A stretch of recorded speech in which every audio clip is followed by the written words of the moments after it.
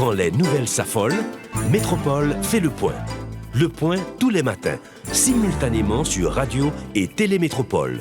Le point est une courtoisie de Unipièce, Accordia Shipping et Lissa Lotto. Madame, Monsieur, bonjour. Bienvenue à la rubrique Le Point de Radio et Télémétropole. Merci de l'intérêt, merci de votre fidélité. Ce matin, ce 24 janvier 2023, nous avons le privilège d'accueillir sur le plateau un journaliste, le professeur Osner Février, pour commenter l'actualité. Quand je dis journaliste, c'est pas parce que vous présentez une émission à Radio Sentinelle, c'est parce que je vous ai vu lors du lancement de la télévision nationale.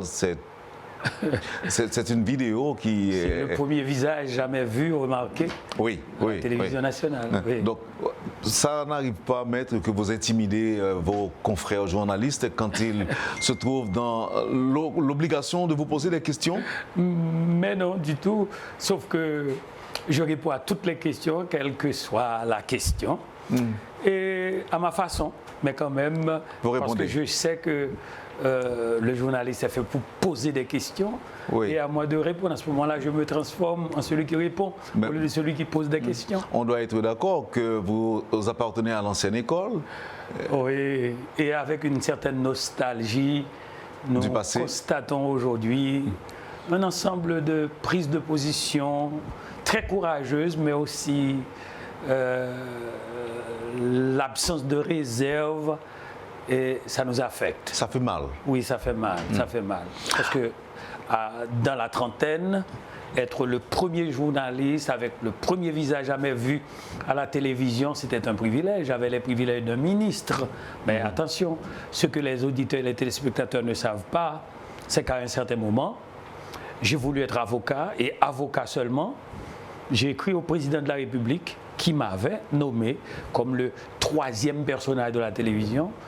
Dit Excellence, merci du privilège d'avoir fait choix de moi à la télévision nationale d'Haïti, mais voulant être avocat à temps plein, j'ai choisi de donner ma démission.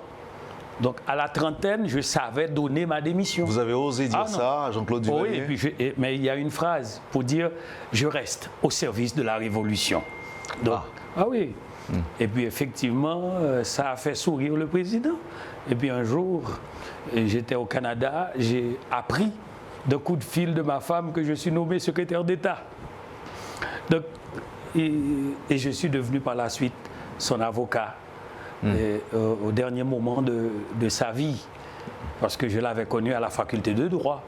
Donc ce sont des privilèges qu'on n'oublie pas. Mais avec leur charge... C'est à la faveur de votre histoire à la télé. Oui, oui. Il a dit une phrase pendant j'étais son avocat avant sa mort. Il a dit en créole, «Gende moun Osner, si m'te compte l'autre monde même manger, on va ta manger en Haïti.» Jean-Claude Duvalier me l'a dit. Il n'a pas dit que c'est moi, mais il l'a dit et j'ai compris. L'idiot qui ça? Osner gende moun, si m'ta content ça y a me dit, mais manger moun ça pas ta manger. Bon, en résumé, nous avons toujours des hommes très méchants en Haïti, des mondes très aigris, et qui pas lésinés une seconde pour détruire le monde. À la télévision nationale, lorsque je viens le matin, je salue le petit personnel, les chauffeurs, les employés. On a dit au président que je suis un communiste. Oui, on a dit au président, et il y a notre metteur en ondes qui était là à un certain moment. Comme témoin, on a dit au président que j'étais un communiste. Et lorsque la chose est parvenue aux oreilles du président, et que ma coute m'a appris la nouvelle, j'ai dit, ma vie peut être en danger. Et puis, profitant de ma volonté de plus en plus affirmée de devenir avocat à temps plein, j'ai donné ma démission. Et en ce moment-là, on est allé auprès du président, il a dit, mais monsieur, un communiste, pas de démission, non pas si important comme ça dans la télévision. Et il a fait courir les flatteurs. Donc, n'était la force de caractère de Jean-Claude Duvalier, bon, le 28 novembre, en dépit de tout, mon nom était sur la liste de ceux qu'on aurait dû exiler. Mon nom. Mon nom.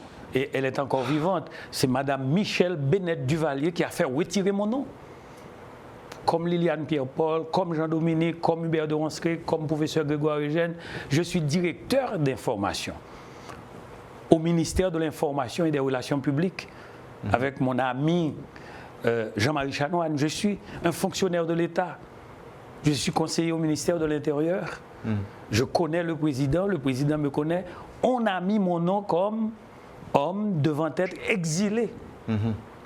Et heureusement, à la dernière minute, bon, paraît-il, Madame Bennett Duvalier a vu le nom. Et il a dit non, pas question. Et puis Marie-Denise est venue, a vu aussi le nom de Dadou. Dadou, notre Dadou du football. Docteur Jean Bar. Et a fait enlever ces deux noms. Donc nous sommes des rescapés, indirectement. Mais ça, ici, on gagne, M. Février. Bon, et quand il vous taille un costume, Wendell, on n'a pas commencé l'émission, c'est vrai. Je suis chef de cabinet d'un président de la République. L'homme est mon ami personnel. Il a travaillé en mon cabinet comme avocat. Donc c'est un ami de longue date. Nous avons commencé ensemble la profession d'avocat. Il est devenu président de la République. Et cela, un jour, fera peut-être une autre émission, grâce à mon intervention. D'ailleurs, il a prêté serment devant un homme qui n'était même pas juge, mais que j'avais fait juge le jour même de sa prestation de serment. Mais Manik Chita, beaucoup de présidents, il dit, ah, si Février Côte Boniface là, nous prenons monsieur. C'est Février président. Et puis j'ai entendu Valérie Numa, j'ai entendu Evrard Saint-Amand dire Février en gaz. Février en gaz, il touche 900 000 $ américains. Et connaissant Boniface Alexandre, j'ai dû dire, président, je suis obligé de quitter le palais parce que défendre, je ne sais pas qui peut défendre moi. Et pas qu'à défendre moi. Je vais dans la rue, je vais dans la radio pour me défendre tête moi. J'ai dû laisser le palais. Et Goneb Fardin, il m'a dit, Février, bon, si c'est moi-même, moi mourir. Mal dans la radio. La radio n'a pas accusé de me gaz, la radio n'a pas voulu me parler, non?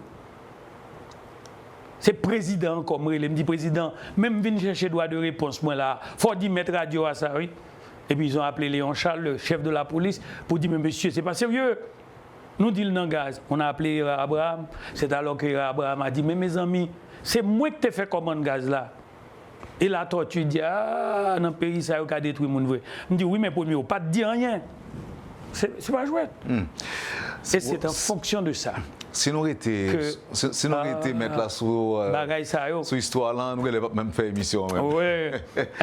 Mais quand même, il y a des bagages pour nous entendre, ça aide à nous comprendre le pays un peu bien. Mais Février, des policiers assassinés. Je dois commencer, comme nous disons au tribunal in limine litis, présenter nos sympathies touchantes aux policiers de la République, à tous les policiers. Car 4 ou 5 policiers tués dans l'exercice de leurs fonctions, c'est un crime horrible. 8 déjà en moins d'une semaine, en moins de 10 jours. Et ça n'a pas de nom. Ça m'a vraiment, vraiment touché, Wendell. Donc, en notre nom personnel, au nom de notre famille, au nom de tous les journalistes, de tous les avocats de la République, au nom de l'OPAM, qui est l'ordre professionnel des avocats des barreaux d'Haïti, je présente toutes nos sympathies au corps policier de la République, aux syndicats de la police et à tous ceux qui observent la réalité, qui n'ont pas une vue courte de nos réalités, pour leur dire, en dépit de tout, courage, s'il vous plaît. Courage aux membres des forces armées d'Haïti. Courage au nom des policiers et pour tous les policiers. Un arrêt de travail a été observé au commissariat de Pétionville hier. Comment vous appréciez cet acte des policiers en guise de réaction à ce qui s'est passé? Je crois que c'est un acte de courage. Ils disent qu'ils protestent.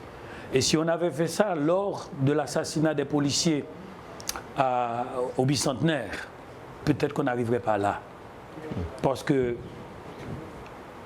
c'est un acte condamnable que l'on doit condamner. Est-ce que, Maître Février, ce n'est pas une arme quand même à double tranchant? Le fait d'observer un arrêt de travail, est-ce qu'ils ne font pas malgré eux le jeu des bandits? Je crois que ces policiers sont en train de dire nous en avons marre. Nous avons marre de la situation et nous voulons que le public se rende compte que nous aussi nous sommes en danger. Pour vous défendre, nous policiers, nous mettons nos vies, la vie de nos femmes, de nos enfants, de nos parents, mais nous les mettons en péril. Donc nous protestons. Car si le Premier ministre, si le Haut Conseil de la police, si le directeur général de la police, si le commandement, le responsable du département de l'Ouest de la police ne peut pas le comprendre, le directeur départemental ne peut pas le comprendre, eh bien nous autres, nous protestons.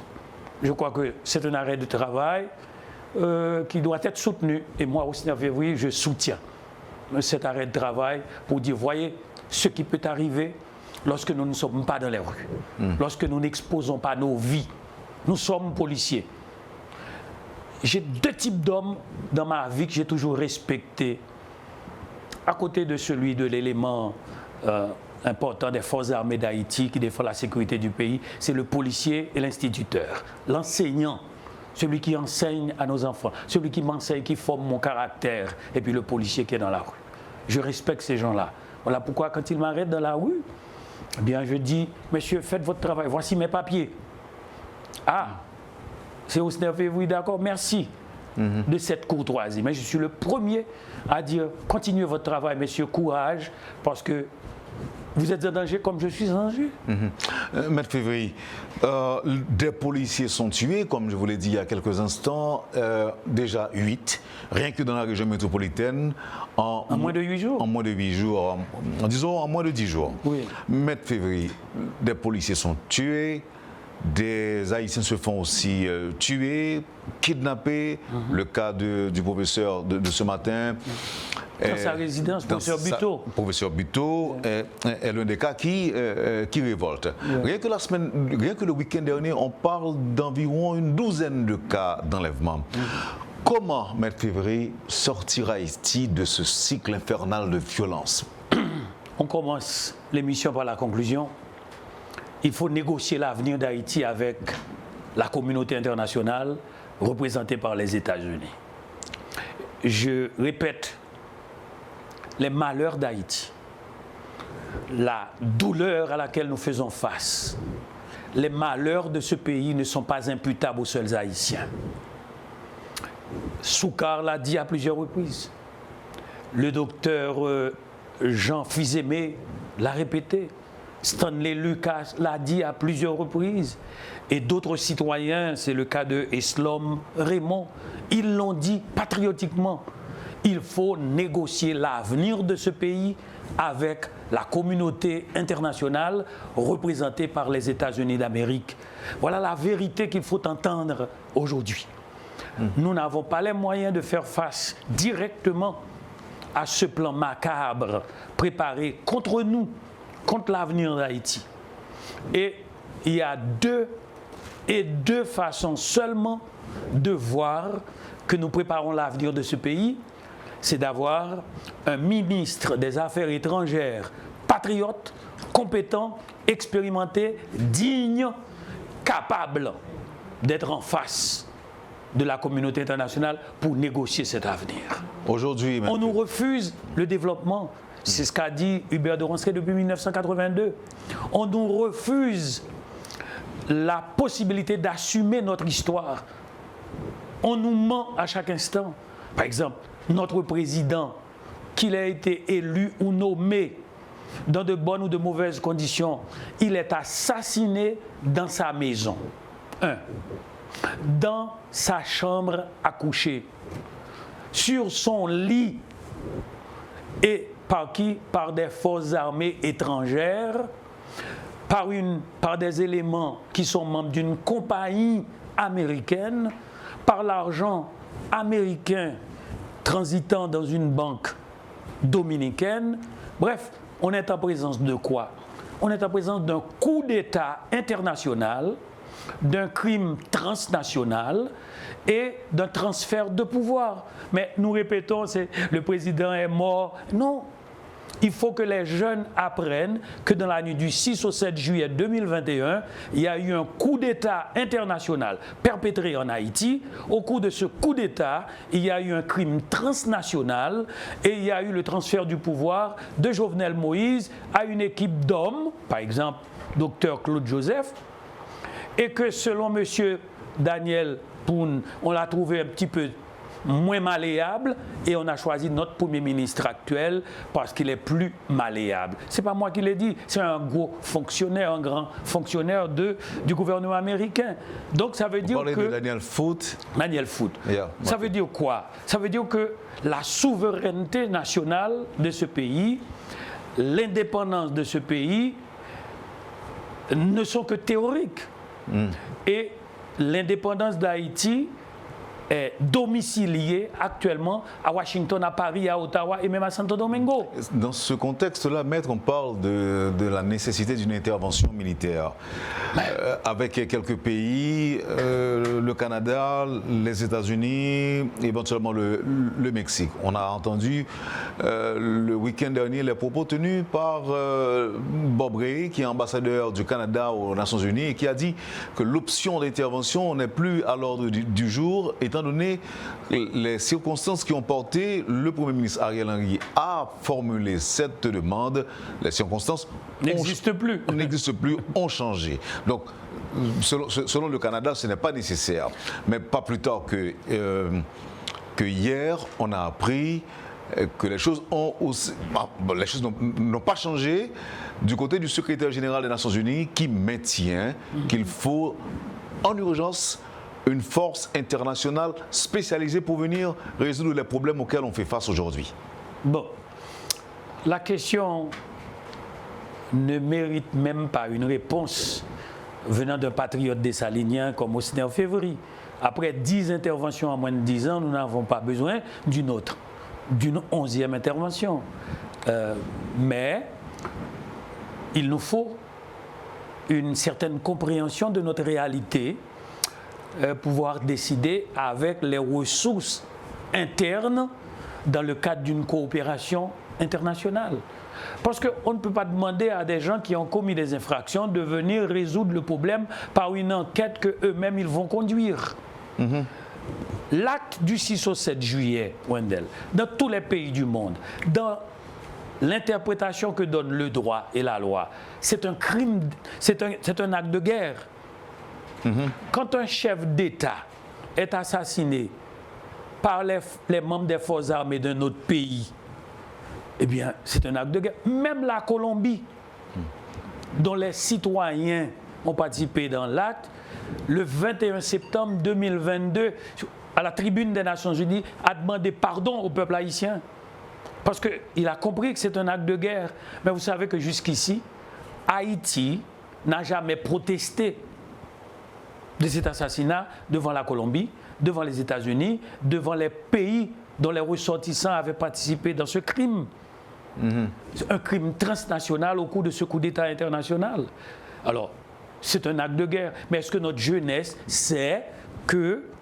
Mais pourquoi vous n'avez pas évoqué l'implication des Haïtiens dans ce crime? Mais bien sûr, il y a des... Non. Il n'y a pas de crime transnational comme celui qui a vu l'assassinat du président sans l'aide des Haïtiens. Il n'y a jamais eu de domination sans l'aide des dominés. Il n'y aura jamais eu d'esclavage sans l'aide de l'esclave. Et j'ai bien dit qu'il y a 2 écoles dans ce pays. Ceux qui disent que ce sont les Haïtiens qui sont responsables des malheurs d'Haïti et eux seuls doivent assumer la responsabilité, c'est la première école. La deuxième école dit ce sont les étrangers et eux ils veulent voler nos ressources, etc. Ils doivent faire quelque chose. Mais je suis partisan de la 3e école, l'école de la 3e voie, l'école du centre démocratique. Il faut que Haïtiens et étrangers se rendent compte que les Haïtiens ne sont pas, les malheurs d'Haïti ne sont pas imputables aux seuls Haïtiens. Ça veut dire que c'est par un mariage morganatique de forces antinationales haïtiennes que des étrangers et des Haïtiens se mettent ensemble pour nous placer dans cette situation. Qui a ordonné, qui a aidé au financement des gangs? La réponse Tous les parlementaires le savent. Tous les parlementaires le savent. Demandez au sénateur Jean-Renel Zokiki, Jean-Renel Senatus. Il est président de la commission de sécurité du pays. Et au Parlement, au Sénat, Yuri Latortue et d'autres, je cite des noms, parce que je fais un travail aussi propédeutique pour l'histoire. Mais des ambassadeurs sont venus pour demander à Renel Senatus, donnez-nous 3 mois, nous allons donner le financement pour arriver à la fédération des gangs. C'est un diplomate étranger.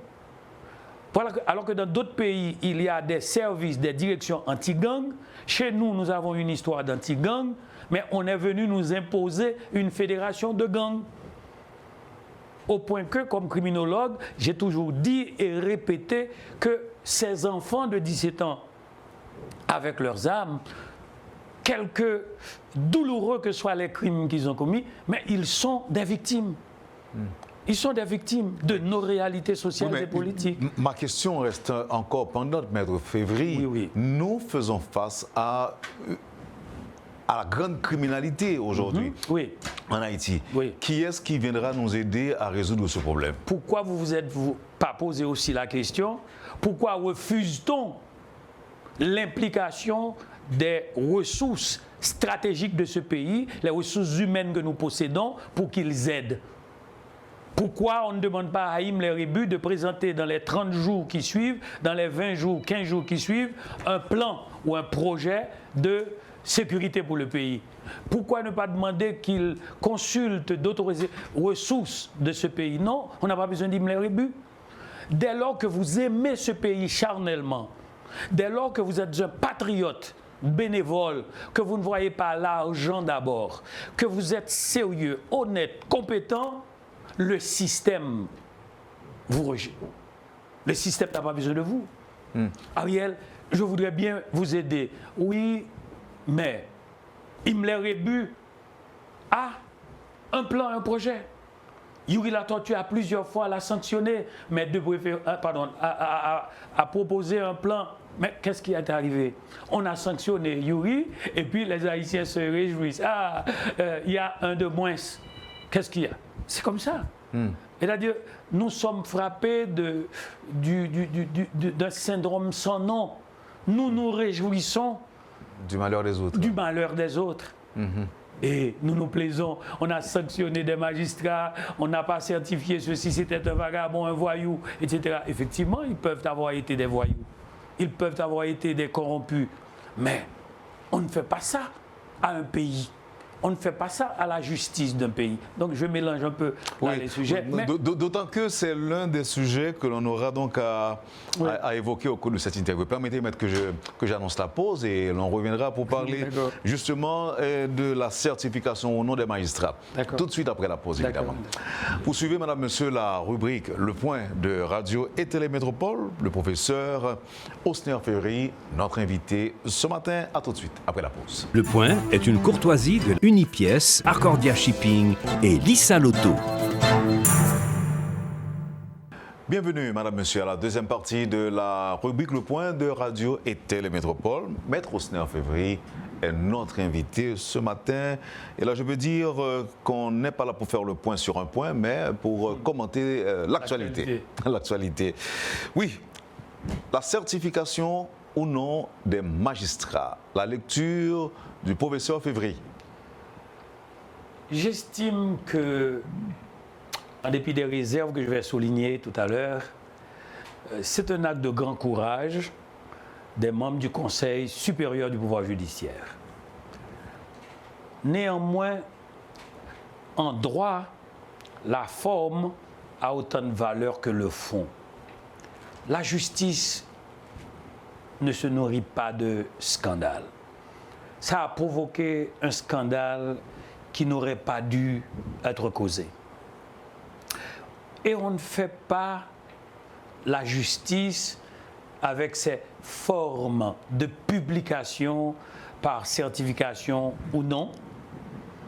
J'ai été surtout choqué de voir la légèreté avec laquelle certains ont considéré cette mesure, par exemple, pour applaudir les membres du Conseil supérieur, du pouvoir judiciaire et surtout cette commission technique de certification, et puis dire que maintenant, désormais, il faut geler les fonds de ces magistrats, il faut que l'ULCC s'en mêle, que le parquet s'en mêle, etc. On est en train de neutraliser une cinquantaine, une centaine d'hommes et de citoyens professionnels du pays au même moment que les États-Unis, le Canada et d'autres pays les neutralisent. On est en présence d'une opération de nettoyage intellectuel, de nettoyage professionnel.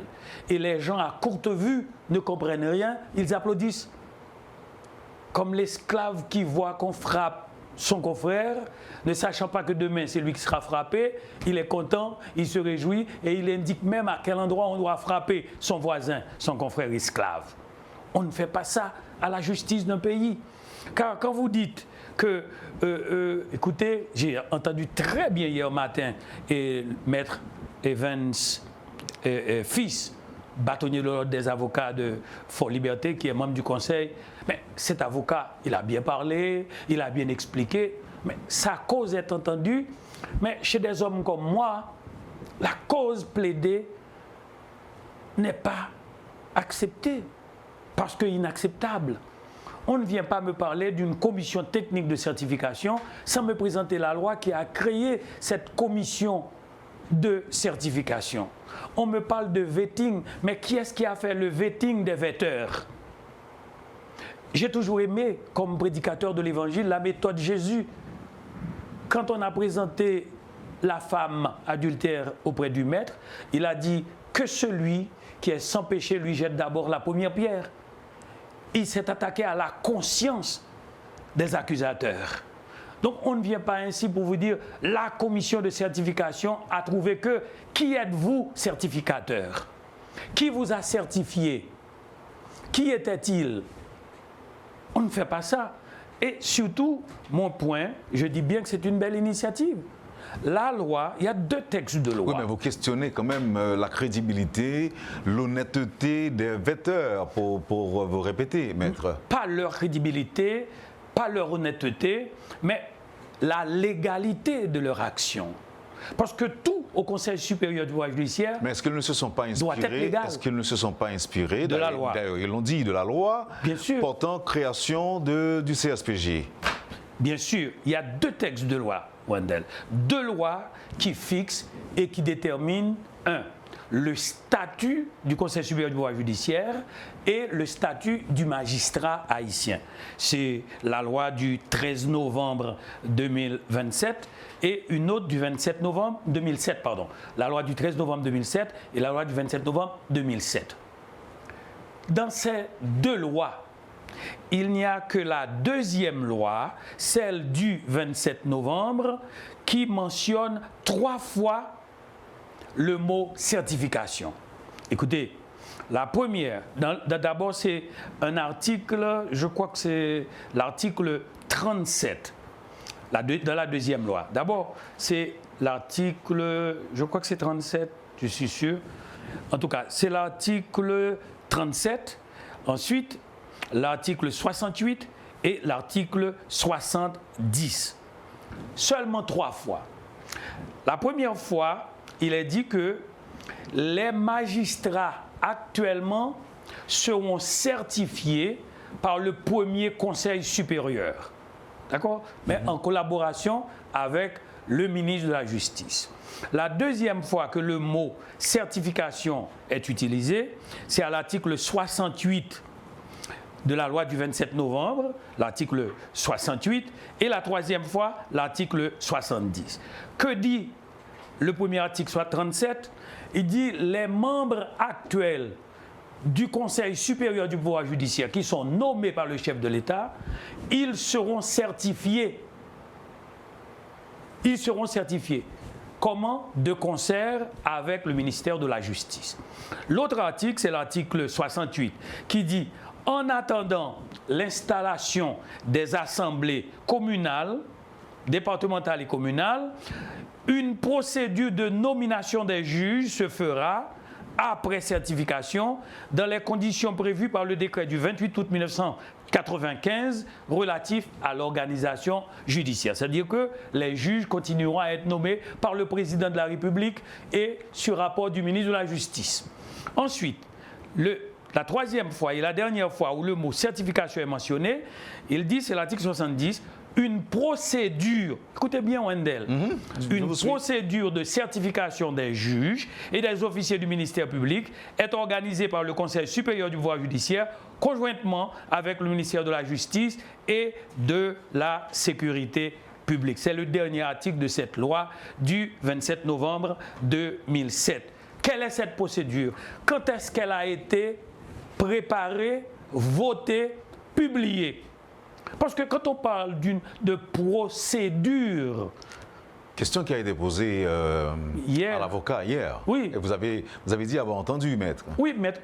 J'écoute toujours, chaque matin, régulièrement, le point de Radio Métropole. Je prends les titres d'abord, je vais sur une autre station, et puis je retourne pour le point.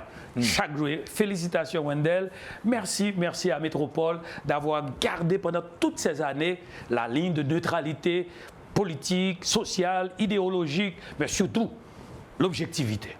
Alors, c'est une parenthèse. Merci. Maintenant, mais en passant, comme c'était une parenthèse, permettez que je vous dise, maître, il y a déjà des mécontents par rapport à ce que vous avez dit, par rapport à ce que vous dites ce matin. Oui. Mais c'est normal. Les gens ne sont pas d'accord. Un des privilèges qui m'a été accordé, d'abord par le Seigneur et grâce aux études accomplies et les pratiques que j'ai eues, c'est l'esprit de tolérance. Je suis prêt à accepter la contradiction, j'aime la contradiction. Et il y a un auditeur qui vous dit, maître Févry, il faut quand même commencer quelque part pour freiner cette dérive de la magistrature. Oui. Mais seulement, la dérive ou les dérives ne sont pas uniquement dans la magistrature. Il y a au sein de ce qu'on nomme pour administrer et gérer la justice. C'est-à-dire, écoutez, quand est-ce qu'il faut commencer? On a commencé avec 3 lois, tant bien que mal. D'ailleurs, ces 2 lois ont tellement fait l'objet de réserve de l'avocature générale, de la magistrature générale, qu'il y a même des recours en inconstitutionnalité de loi devant la Cour de cassation contre ces 2 lois. Et la Cour de cassation ne s'est pas encore prononcée. Mais vous savez il y a même aussi un projet, Wendell, un projet de loi de refonte, de modification de ces 2 lois. Par le conseil technique dirigé par un grand homme de grande retenue, maître Jean-Robert Constant. Et récemment, le jeune docteur Gerdy Blaise a fait une proposition extraordinairement importante. Il dit, écoutez, il faut que le ministre de la Justice, le Conseil supérieur du pouvoir judiciaire actuel, négocie cette sortie de crise dans la judicature. On ne commence pas par les avocats. On ne commence pas par les magistrats, on ne commence pas par la police. Aujourd'hui, tout homme a peur d'avoir une arme chez soi. On sera catalogué de bandits. Et dès qu'on vous dit « vous êtes bandit », eh bien, les juges ont peur. Il y a des gens, et parlant de cette question de justice, Wendell, j'ai devant moi une liste, je ne suis pas leur avocat, d'une quinzaine de personnes qui sont en prison depuis 10 ans. Vous dites qu'on doit commencer avec les juges, il faut commencer quelque part. J'ai même à citer les noms, Wendell.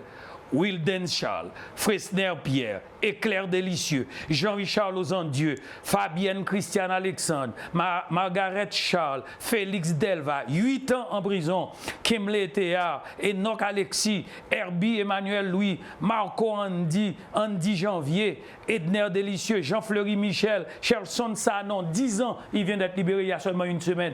10 ans Ces gens sont en prison.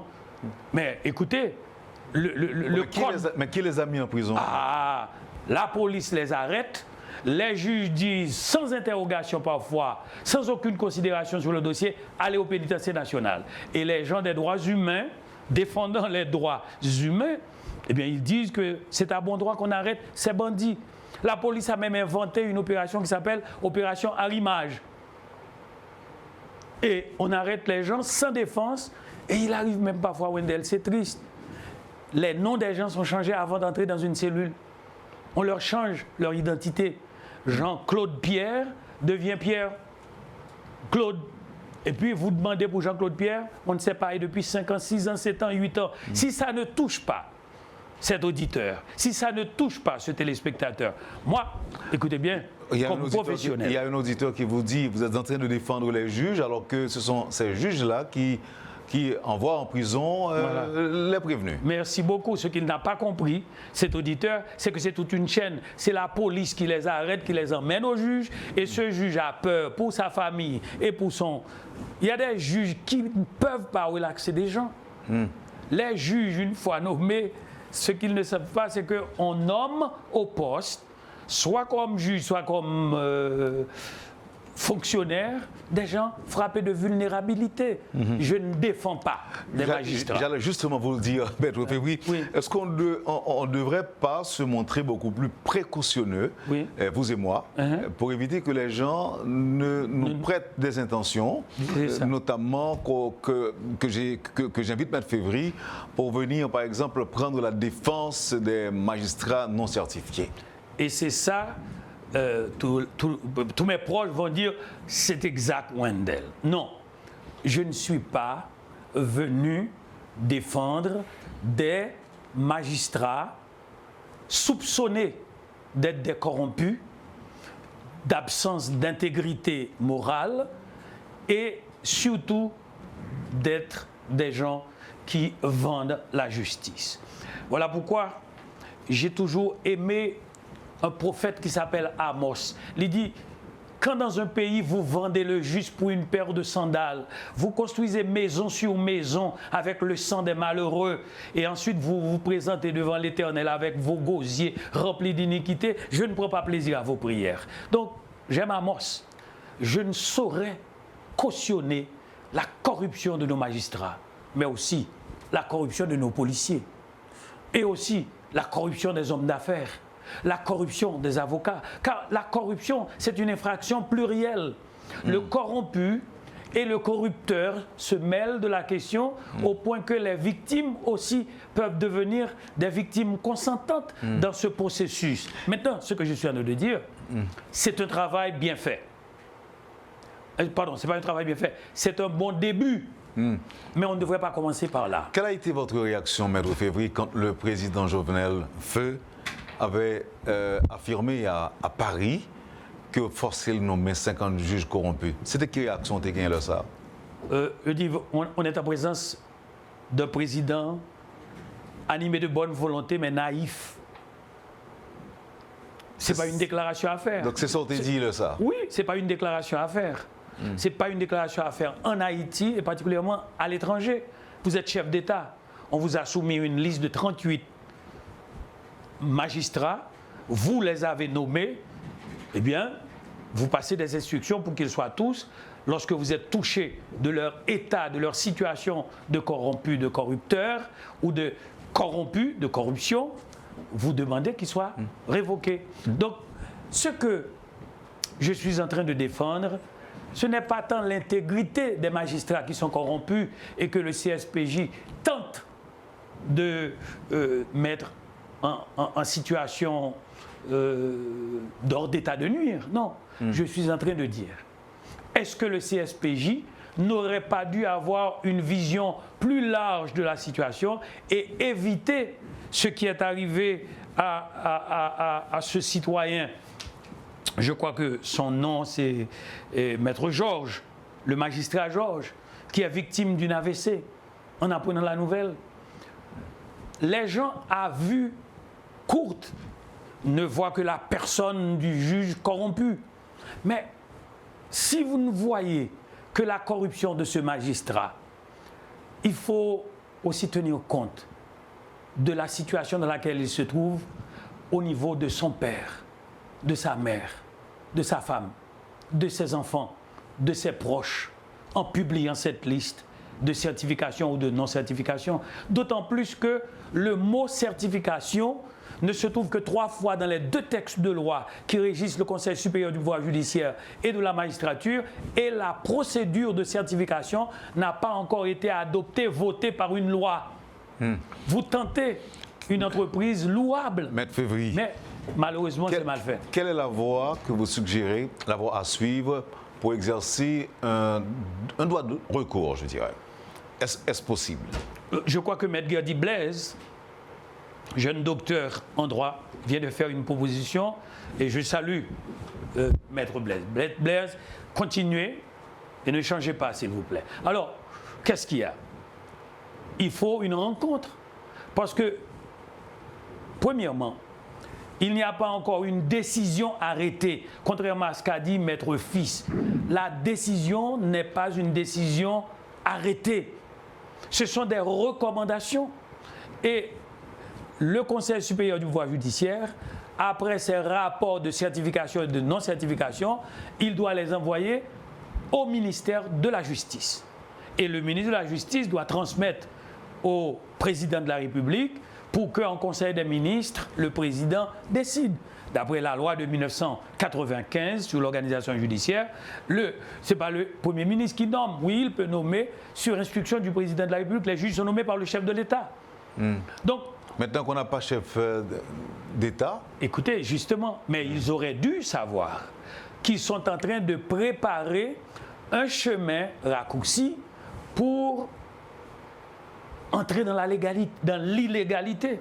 Parce que qu'est-ce que vous allez faire? Le ministre de la Justice va dire, vu le rapport de certification, vous êtes nommé. Vu le rapport de non-certification, vous êtes révoqué. Personne actuellement dans ce pays, dans ce régime de facto, personne n'a l'autorité de nommer ou de révoquer un magistrat actuellement. Donc le statu quo est maintenu. Jusqu'au moment où nous parlons, les juges sont toujours des juges. Ils ne sont pas certifiés. Il y a un rapport accablant. Il y a un rapport contre eux. Bon, par exemple, ces messieurs sont allés jusqu'à dire qu'un commissaire du gouvernement n'a pas été certifié, et celui de Port-au-Prince, s'il vous plaît, Jacques Lafontaine. Écoutez, je connais Jacques Lafontaine, je connais son zèle, je connais un petit peu ses vulnérabilités, et au niveau de la communication, quand il parle, il peut aller au-delà de la mesure, de la règle de réserve. Mais écoutez bien, lorsque vous accusez publiquement le procureur de la République de la ville de Port-au-Prince, mais vous mettez dans une situation potentiellement vulnérable le président de la République, le Premier ministre ou le chef du pouvoir exécutif. Parce qu'on prépare le chemin pour la nomination d'un procureur qui sera très favorable à ceux qui ont préparé les rapports. Et demain, je ne serai pas étonné d'apprendre que le nouveau procureur nommé à la place de Jacques Lafontaine convoque X, Y ou Z. C'est une opération d'épurage politique. C'est une opération de filtrage politique. C'est pas trop fort, maître. Non. Parce que quand même le CSPJ est là et ça fait partie de ses attributions quand même. Si j'avais reçu comme avocat un rapport du CSPJ qui prépare un projet de réforme du CSPJ, j'aurais été le premier à applaudir. Et c'est pourquoi après la publication de cette note, connaissant Maître Villebrun, le président du Conseil supérieur du pouvoir judiciaire, Maître Lebrun, eh bien, j'ai appelé Maître Lebrun, mes félicitations. Maître Lebrun, je dois vous rencontrer. Vous êtes à la fois président de la Cour de cassation, vous êtes président du Conseil supérieur du pouvoir judiciaire. Et quand il y a un recours en inconstitutionnalité d'une loi, c'est vous, en section réunie, qui devez présider cette assemblée générale des juges. 3 chapeaux. Écoutez, nous sommes embarrassés, nous autres avocats. Nous sommes embarrassés. Après avoir enseigné le droit, pratiqué le droit depuis plus de 40 ans, je suis embarrassé. Pourquoi? Avec un homme qui porte 3 chapeaux et il n'y a aucun distinguo légal pour dire voici comment il doit se tenir quand il est président de la Cour de cassation, voici comment il doit se tenir quand il est président du Conseil supérieur du pouvoir judiciaire, voici comment il doit se tenir quand il est président de la section réunie en assemblée de tous les juges de la Cour de cassation pour juger des questions d'inconstitutionnalité de loi. Et maintenant, quel est le recours de ceux qui sont ainsi publiquement vilipendés ou bien qui sont récompensés? eh bien, ceux qui ont eu la certification, ils se réjouissent. Et ceux qui n'ont pas reçu de certification, comme s'il s'agissait d'un diplôme, mais écoutez, ils sont malades, frappés de dépression. Est-ce que ça veut dire que le travail du CSPJ n'est pas un bon travail? Oui, une belle étape. Mais on commence avec la police. On commence avec la police. Oui, mais on passe par les avocats. La police a déjà l'inspection générale, les maîtres. Mais il faut la police de la police qui travaille. L'inspection générale. Tout bon vrai. Tout bon vrai. Vous ne savez même pas que la femme d'un inspecteur général de la police a été kidnappée et sa vie menacée.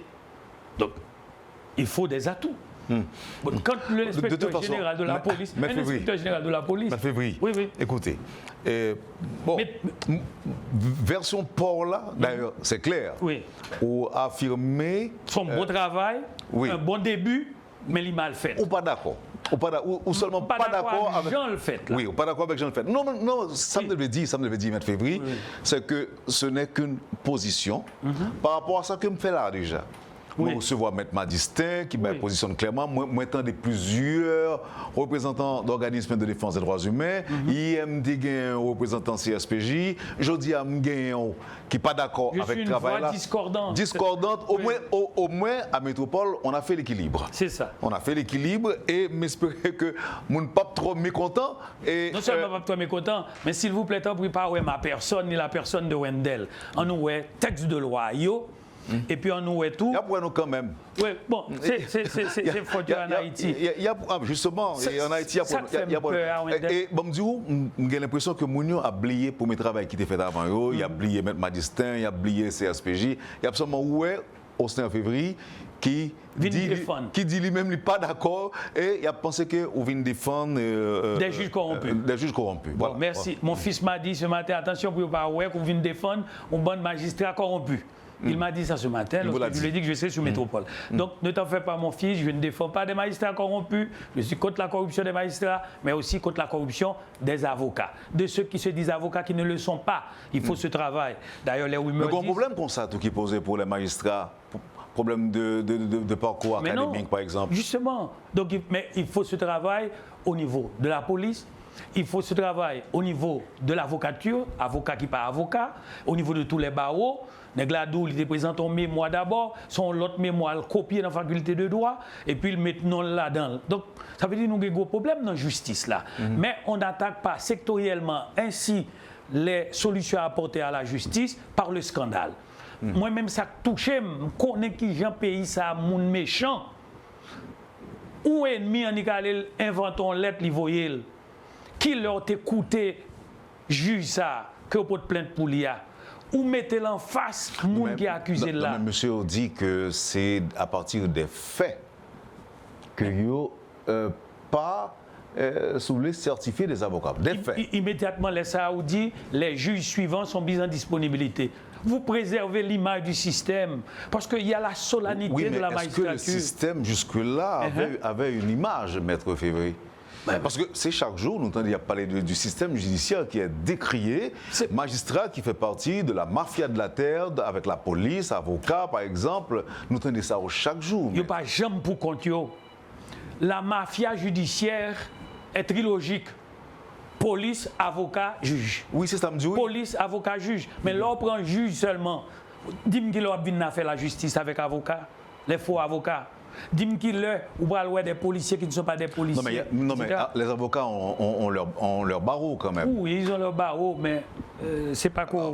Est-ce que c'est pas barreau pour que tu as commencé et réaliser les avocats tout comme la police gagne l'inspection générale qui a pris les oreilles. Premier bagage qu'il a fait Wendell, il a commencé par fragiliser le secrétaire général barreau. Maître Pierre-Louis, il est en prison. Aucune loi. Pas qu'au la gueule, aucune procédure, pas qu'au la gueule. Tout le monde peur parce que yo dit il y a un trafic d'armes. Qui est-ce qui dit? La police n'a pas de comptable. La police doux dans les armes, point final. Depuis la police dit, eh bien, que le te mette blanc port de paix, que le te mettre X, Y ou Z, personne n'est pas capable de parler. Donc on a peur. Donc il faut vaincre la peur. Il faut vaincre la timidité. Moi, je finis, oui, maître.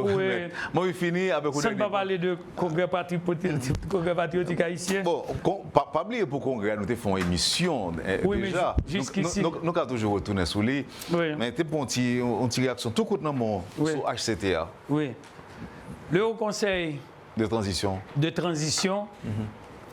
Avec non moun qui là dans l'io, ça rappelait moi la sincérité politique avec laquelle Jocelyn Brivet te prend pouvoir. Il prend pouvoir dans une situation très difficile, Jocelyn Brivet. Blanc dit ceci, force interne, force externe. Il a tiré sous lui. Monsieur dit, m'a fait élection sans pas prendre l'argent dans main étranger. Et puis réaliser l'élection. Nous avons besoin d'hommes de caractère actuellement dans le pays qui pourraient aider nous à négocier l'avenir d'Haïti. Madame Maniga est indiquée, est tout indiquée à côté de Laurent Saint-Cyr, pasteur et notre frère, le président de la Fédération protestante d'Haïti, pasteur Fleuridor et M. Saint-Cyr. Mais moi, puis près, Madame Maniga, en raison de ses liens, en raison de ses attaches avec un homme qui est pour moi un Dieu vivant et immortel, le professeur Leslie François Maniga. Quand on a été aussi proche de Maniga, je dis, l'espoir fleurit. Mais malheureusement, j'ai des réserves en raison de la conjoncture et en raison des réticences des forces invisibles de ce pays. Et je ne parle pas de forces invisibles sur le plan spirituel, mythique seulement. Je parle des forces invisibles avec le langage d'un criminologue.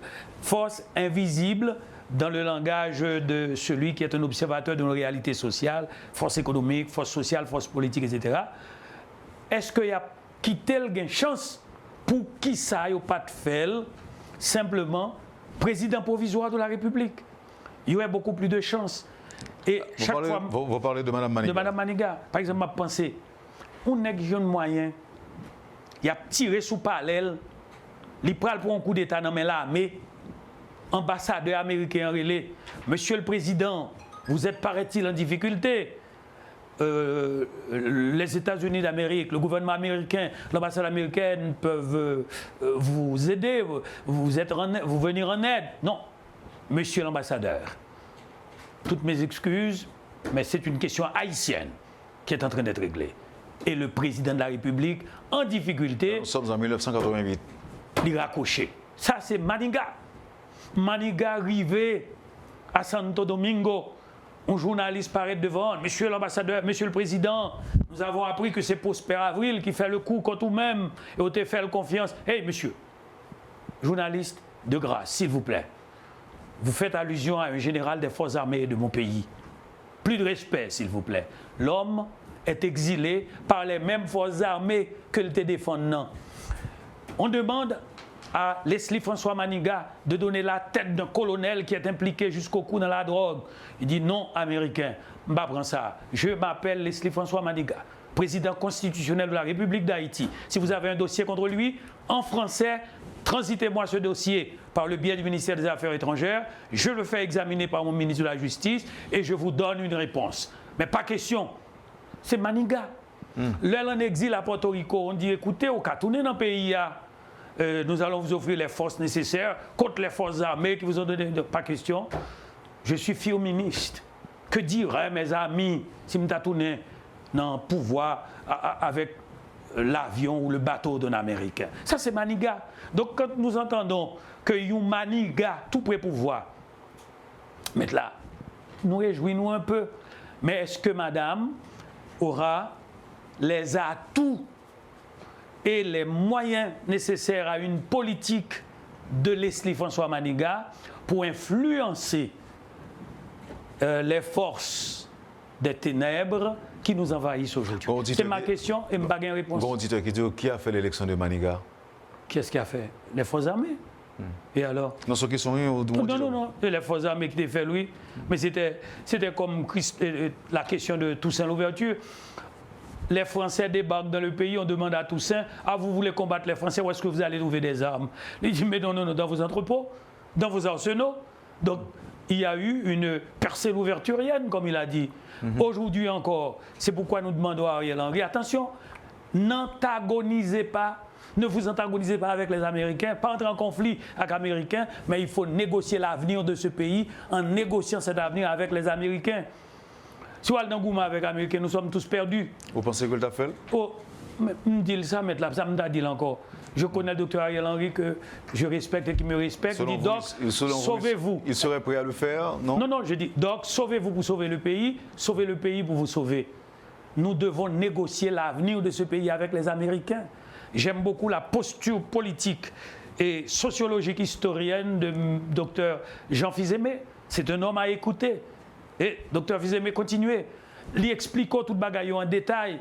Mais à la longue, si on ne pas négocier l'avenir de ce pays, un matin, il n'y aura pas d'Haïti. Donc, je répète, il faut suivre la solution pour faire juge Sayo, la solution préconisée par Dr Gerdy Blaise. Je recommande, c'est donc que je gagne Wendell pour identifier les talents. C'est un jeune talent d'avenir de notre barreau et de l'intelligentsia haïtienne, Gerdy Blaise. Il faut une rencontre de Conseil supérieur du pouvoir judiciaire là, avec le ministère de la Justice, autour de ces rapports.